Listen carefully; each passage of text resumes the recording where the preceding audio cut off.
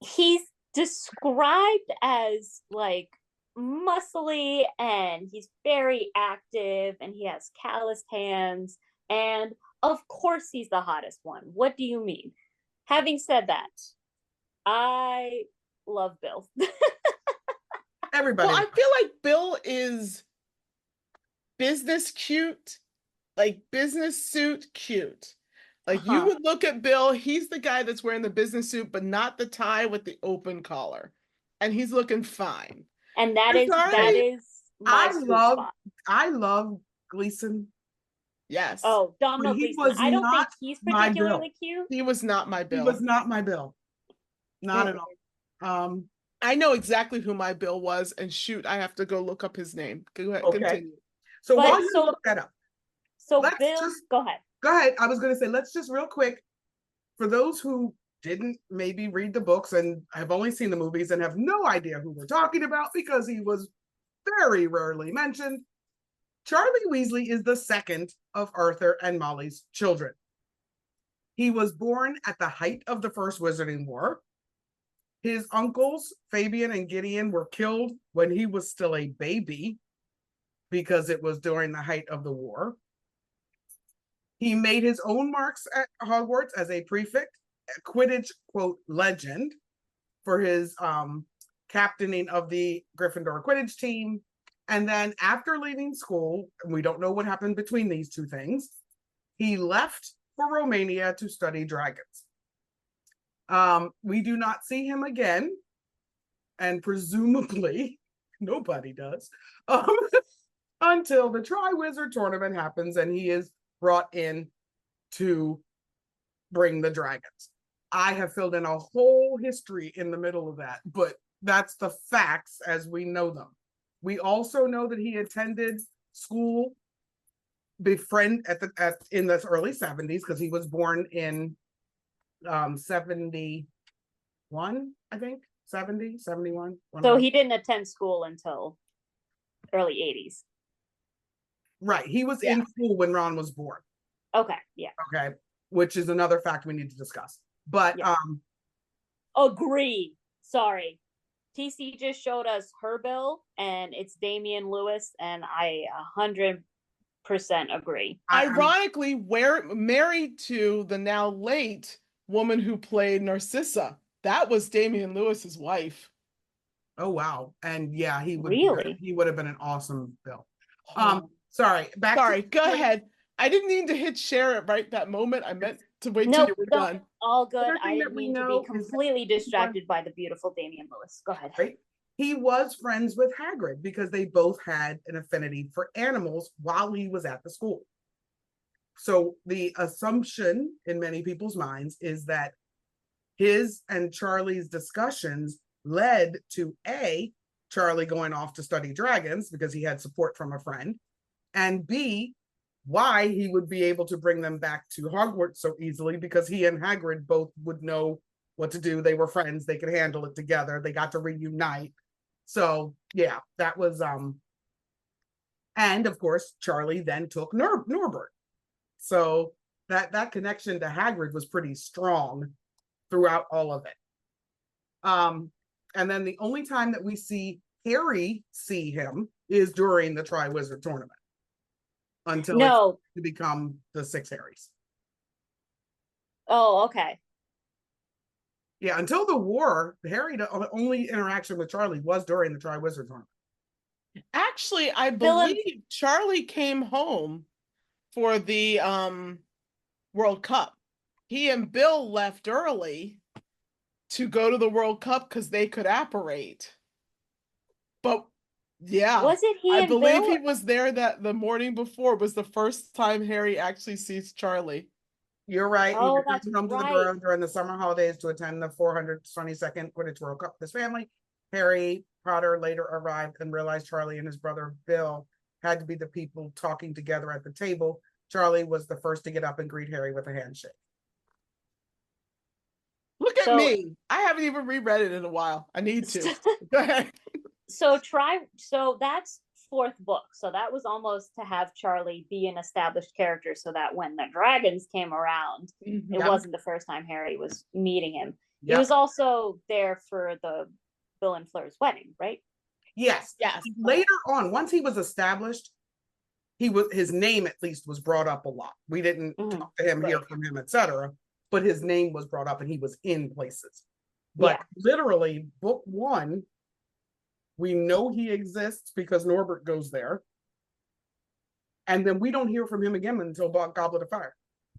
And was I the only one also disappointed that Charlie sent his friends to pick up Norbert and we didn't get to meet Charlie at that moment? I wasn't at the time, but when the movies came out and there was no Charlie anywhere, I was sort of sad about that. Yeah.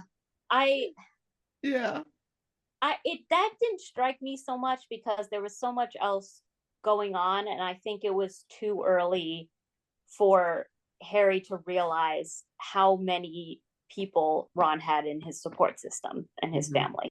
So I was okay that it was friends. I was not okay that he was essentially eliminated from the movies. Right. I early on, I don't know what it was. I something early on struck me and I just liked Charlie without even meeting him from day one. The name went across the page and I was like, yeah. Charlie. Well, I will honestly he's introduced as go ahead. He's introduced as, this is my brother who works with dragons in Romania. And I was like, oh, my future husband. Cool. Okay. Exactly. Like, it just, how do you hear that sentence and not go, well, this is obviously a person that I want to meet. Now, my question is it year 1 or year 2 where Ron stays because his parents are visiting Charlie in Romania? 2. Was Ron invited? I'm guessing they couldn't afford, so that's Good why point. only the 2 of them went. But I would say, going back to what you two just said, I can honestly admit I had there was nothing Charlie in my head until Goblet of Fire. Because for whatever reason, because Ron is tall and lanky. The twins, tall and lanky. Percy, tall and skinny, he's described as. Jenny, sporty, so thin. But Charlie was described as short and stocky with a broad, good-natured face, red hair, and muscular arms.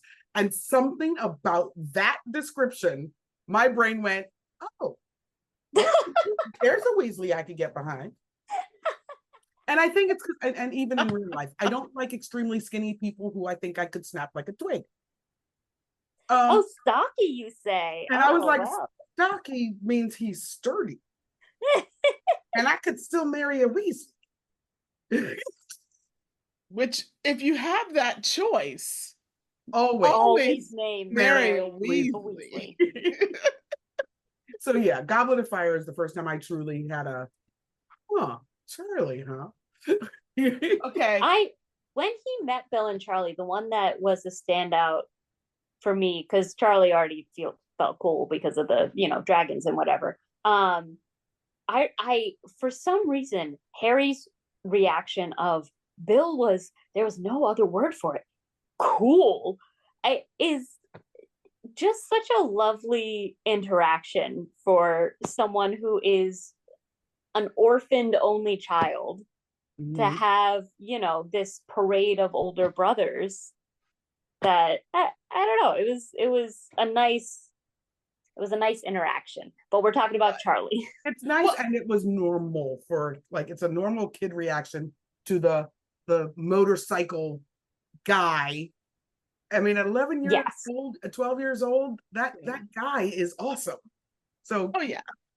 Well, I want to obviously go into Charlie and each Weasley individually, but overall, one of the reasons I loved this topic was the idea of this family that in our brains is so close-knit and so connected. And then there's this random offshoot in a couple countries away named Charlie. Like, I wonder about Charlie the most, maybe, and his relationship to the whole family, because he is the most distant physically and I think mentally from the family. And I remember when I was young, I loved my family. I'm very close to my family. I adored every member of my family, but I spent my entire youth fantasizing about living in big cities far away and exploring the world. And it never occurred to me that meant I wouldn't be next to my family, you know? But I had these big dreams that took me mentally far away. And I think Charlie was the same way. But how did that feel to the people he left behind? Well, actually, that's one of the topics I wanted to talk about today. First of all, in a very big family, I don't know if you guys are aware of this, but if you have more than a 7-year age gap, you're considered different generations. Wow. Charlie and Bill, I mean, honestly, Bill being the first, they didn't know Ron and Jenny.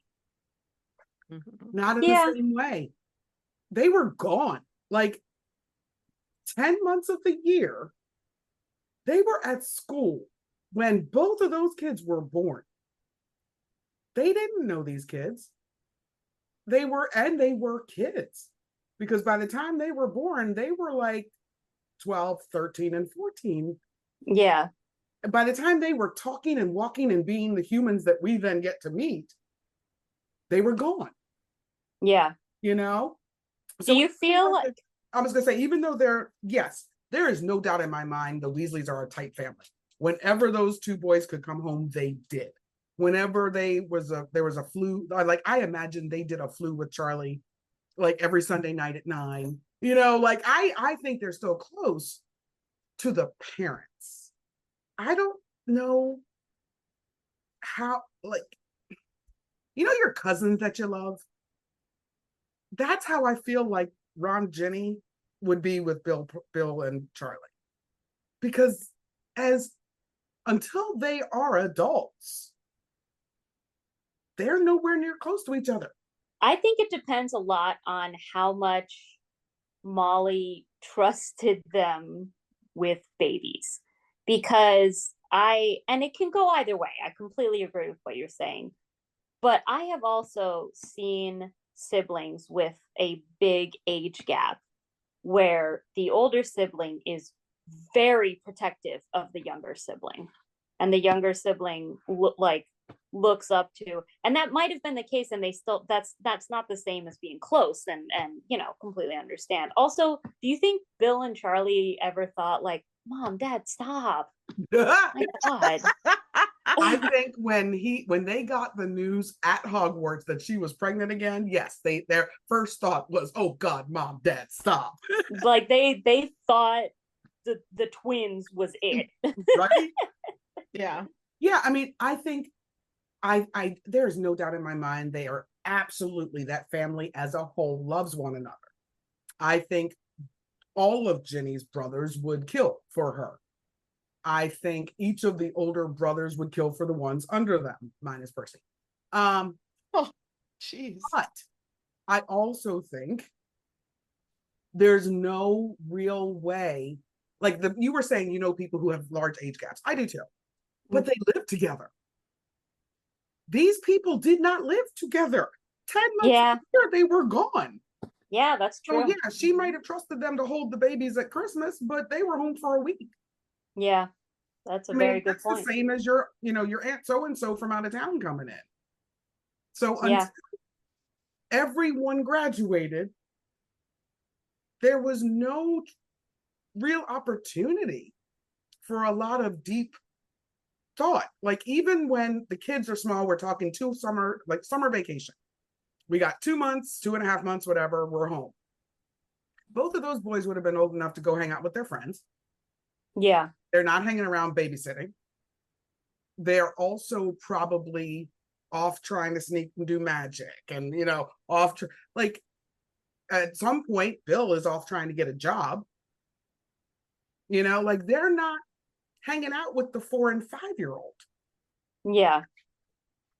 And that's kind of one of the devastating things, among other things, about Fred's death, is that they didn't